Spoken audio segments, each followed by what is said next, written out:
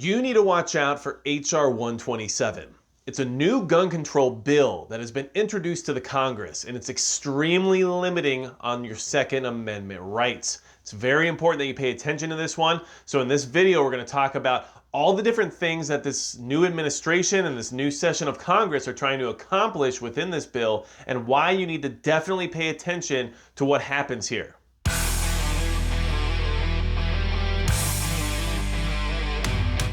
Hey everybody, it's Magic Prepper, and today we're going to talk about H.R. 127, a terrible gun control bill that's been put towards Congress and is completely unconstitutional, but it's still there, ready for everybody to see and possibly sign off on. And that is something that we need to be aware of, because in this community, we like to be prepared in the way that we feel is best for ourselves and our families. And that also includes the ability to choose the proper firearms platforms for what we feel we may need in an emergency. So if you're worried about your Second Amendment rights and you're worried about your access to different types of equipment in the sense of being able to defend yourself, then hit the subscribe button below, because we don't just prepare for food shortages here, we also prepare for the possibility of needing equipment like this if anything ever goes awry, okay? So, what is the purpose of H.R. 127? Well, it's to provide for the licensing of firearms and ammunition, to possess them, and to prohibit certain types of ammunition from ownership, okay? This is also to provide a registration process for firearms, okay? So understand that this whole thing is about registering and licensing, and basically what that does is it puts together a database that they can eventually access if they ever decide to move forward in the first step of gun confiscation. Now, I'm not saying that's something that's going to happen or even likely to happen, but we know that things like this are the first step to that. It's always been talked about in this community, and it's definitely got some truth to it. So keep aware of that, okay? Now understand, the Attorney General, according to this bill, is going to work with the BATFE to develop a registration system in order to register all firearms in the entire country. Also to develop a licensing system so that you have a way of getting your license in order to buy certain firearms, all firearms, and in order to buy ammunition. Not just buy, but also possess. So these are things that the Attorney General is going to work with the BATFE on in order to put a system together where they can license you and register everything you own. Now, the other part of that is that they want to make sure they have every single firearm out there in this database, and every single person who owns a firearm or owns ammunition licensed in some form or another. Understand that it's not just about the possibility of confiscation, but the more expensive and the more arduous of a process firearms ownership is, the less people will participate in firearms ownership. And understand that that is another way that they try to get at the American people and get rid of their ability to exercise their Second Amendment rights. Now, moving on from there, you're the one who's going to be required to send in the information to the Attorney General about what it is you own. They want you to send in the model, make, serial number, everything about the firearms that you own is your responsibility to send in, so that they can keep an eye on you and understand what it is that you specifically have. Are you going to do it? You tell me. Now understand, I am not a lawyer. None of this is legal advice. This is my interpretation of the bill, and if you want to check the bill out yourself, I'll leave a link in the description as well as a pinned comment so you can see that I'm not just being crazy about this entire situation. This is just real life right now. We have to pay attention to it, okay? Now, the Attorney General is going to maintain this database of all gun ownership, okay? Well, guess what? All gun ownership is going to be accessed in the sense of data by whoever the heck wants to know, including the public, okay? So when you're reading this, you're going to say, okay, federal law enforcement agencies, state police, okay, yeah. Oh, wait, the public?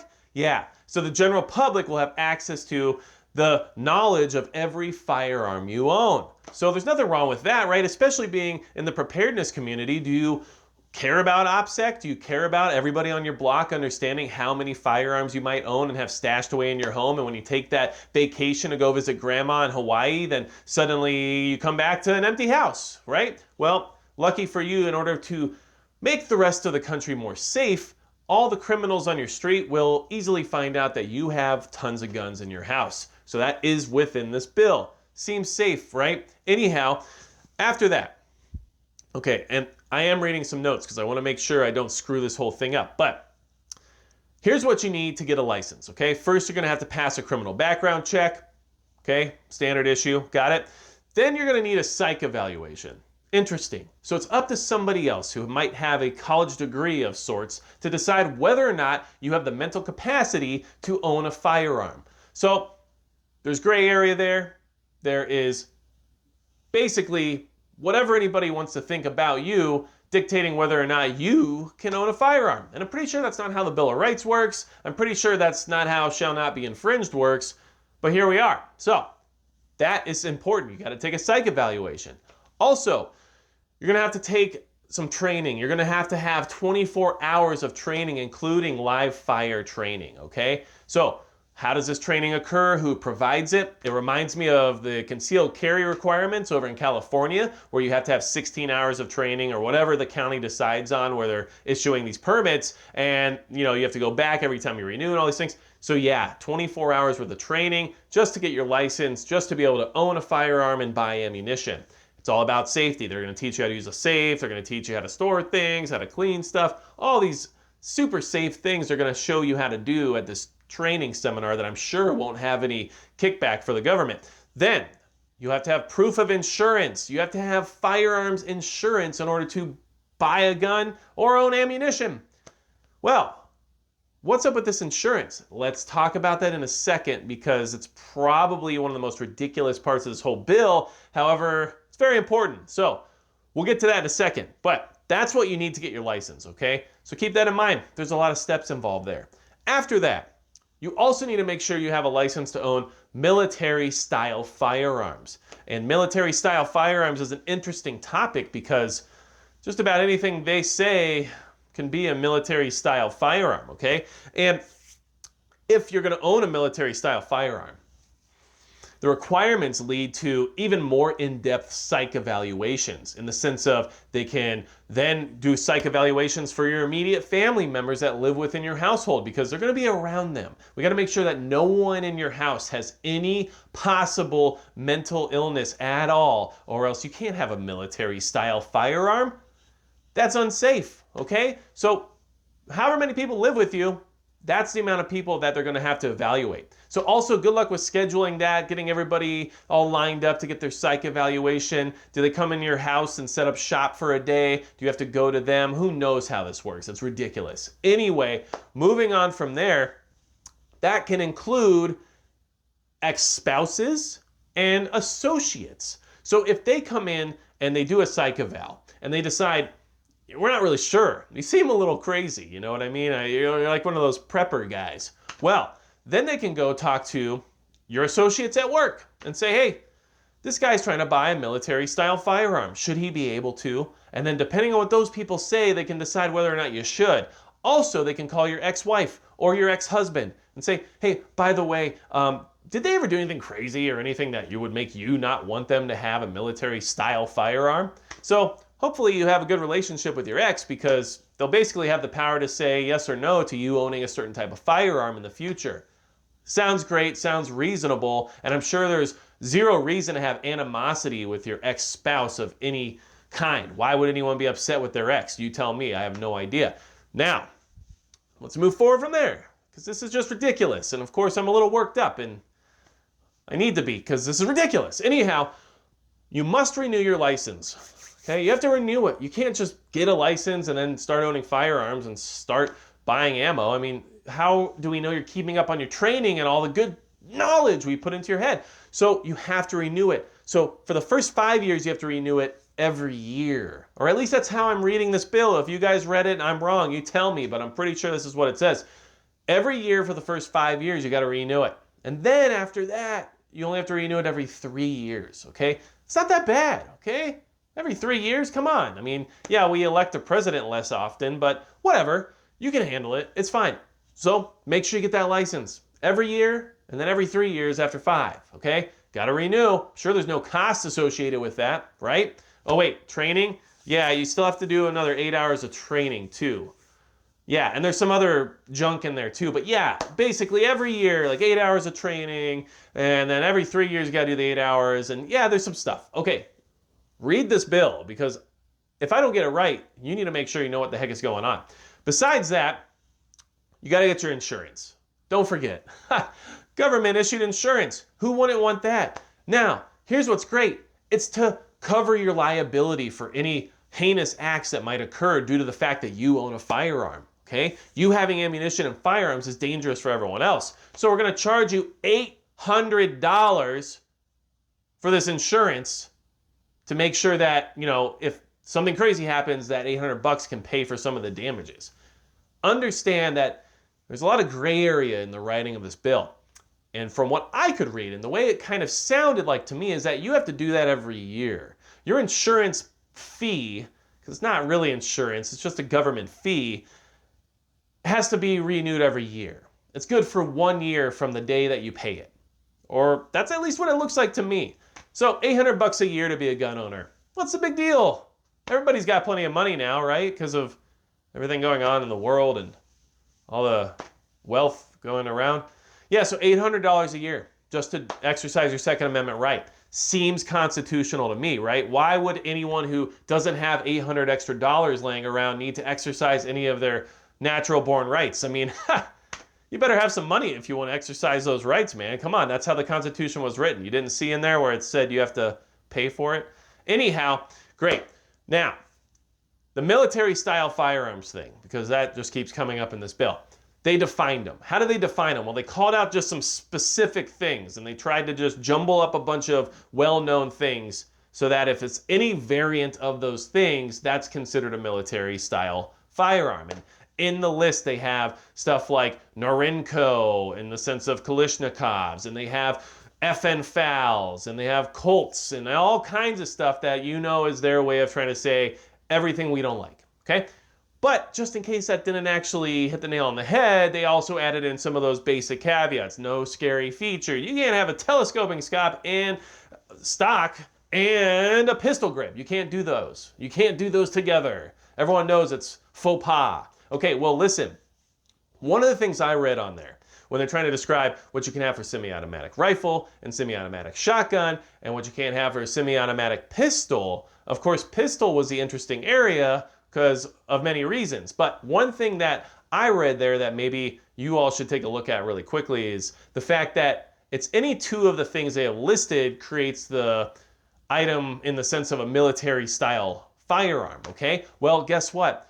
Two things they had listed together was one being a threaded barrel, okay? Threaded barrel, and then it has all this other junk on there that clearly somebody who knows nothing about firearms wrote. And then it has something about a semi-automatic firearm that used to be full auto or could be full auto or a semi-automatic variant of a full auto firearm. So that takes a lot of interpretation there because there's a lot of firearms out there that have semi-auto and full auto variants depending on the type of firearm in the sense of a pistol. So keep that in mind because that could be even more limiting than what it alludes to, okay? So, moving on from there. Military style weapons, firearms, guns, defined. We know what the hell they're talking about. We know. We got it. Get over it. Okay, moving on from there. You got to be licensed just to possess a firearm and just to possess ammunition, okay? You have to be licensed. And if you're going to loan it or sell it to someone, firearms or ammunition, you have to notify the Attorney General. You got to tell them, hey, I'm selling this. Hey, I'm loaning this. If either of you gets caught either loaning or selling or doing anything like that without notifying the Attorney General, the fines are pretty big. And when I say big, I mean anywhere from $5,000 up to $150,000. Or up to 40 years in prison.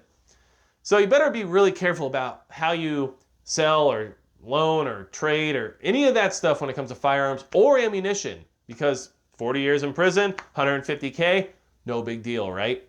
Ridiculous. Okay, moving on. Ammo. One of the whole goals of this bill was to, I guess, restrict possession of a certain type of ammo, okay? Ammo over 50 caliber. And that's all it really says, okay? Ammunition over 50 caliber will not be allowed, basically. And that's interesting because obviously that ruins 50 cals, or it says 50 cal and over. So 50 cal, you're not allowed to have that. But there's also that weird thing where 12 gauge is technically over 50 cal.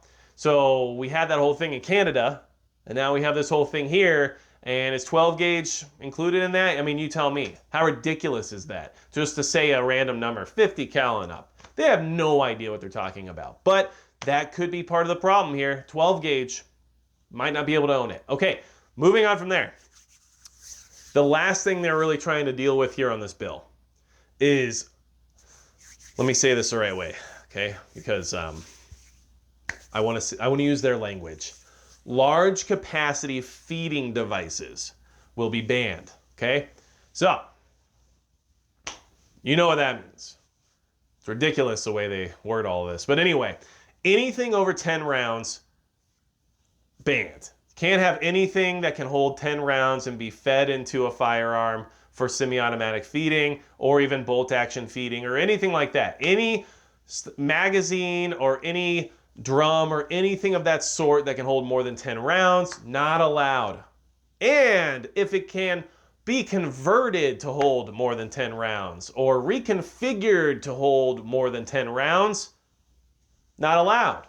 Which is a problem because a lot of people in states like California and New York have magazines that look like 30-round magazines but can only hold 10 rounds. So you tell me now if those magazines are suddenly going to be banned. That is where we are. Listen, this law is ridiculous. This gun bill, it's out of control. The government can't get their shit together. They can't figure out how to run basic institutions. How do you expect them to register every firearm in the country, actually maintain a proper database, and license everybody, and do all of this crap? They won't be able to even if they try. It is ridiculous. And everything about it's unconstitutional. We all know that this kind of crap is the first step towards confiscation. We don't want that. We also know that this is just a way to price people out of gun ownership. We don't want that either. And I don't want to be restricted in what I decide is needed to defend myself and my family from whatever threats might occur here in the future. You should understand that as well. It's not just about this or that. Who knows what's going to happen? And you never know when an AK-47 is going to be your best friend. So, that being said, this bill needs to be paid attention to. This bill needs to be watched with a keen and close eye. And we need to do what we can to get rid of it, okay? And if you're in Houston, Texas, stop pretending like you're as Texas as you think you are, because this is your representative who put this out there, okay? Your representative introduced this. This is the issue. We all have this idea that where we are, depending on the color, matters in the sense of what people are doing legislatively. And it's not always true. So get on your people, get on your representatives, let them know what the hell's going on, and understand that this is what we were talking about last year. This is what happens when you have a leadership change that likes to shift towards the idea of gun control. It's not good for anybody. We knew this was going to come. We knew it was on its way. And I will say, there's a small chance of this actually passing. I don't think that a big majority of anyone is going to jump on board with this because of how volatile it is and how obviously unconstitutional it is. However, who knows anymore? People just seem to be doing whatever the hell they want. So, wanted to bring it to your attention. It's very important. You need to read it. You need to take a look at it and understand what's coming your way. But it's crap and it's got to go. So, if you have anything else to add about this ridiculous bill, HR 127, leave it in the comments below. Otherwise, that's going to be it for Magic.